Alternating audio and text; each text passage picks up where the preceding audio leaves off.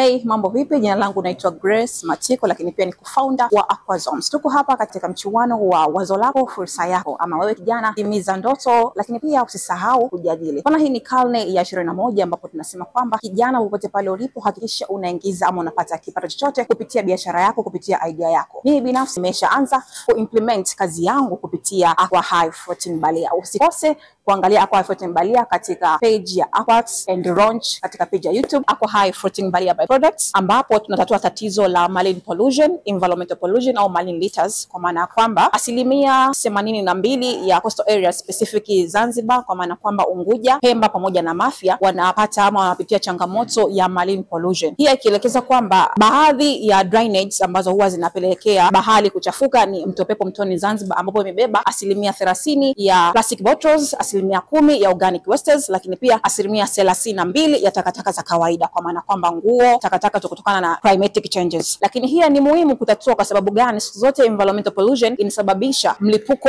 wa magonjwa kama vile kolera na kadhalika. Kwa hiyo ni muhimu sana kuokoa maisha ama wakazi ambao wako very risky kupata ugonjwa wa kolera kama vile wakazi wa Mto Pepo Zanzibar. Okay, kama co-founder wa Aquazoms, naomba ewe kijana ama binti uliyoko nyumbani ambao unaweza kutumia mtandao wa kijamii, naomba uweze kunipigia kura kwa kulike, lakini pia kwa kuview. Usisahau kushare na marafiki zako. Ingia YouTube, search AwardX Launch, tafuta jina langu pale limeandikwa Aquazoms. Nenda pale ka like, usisahau kushare.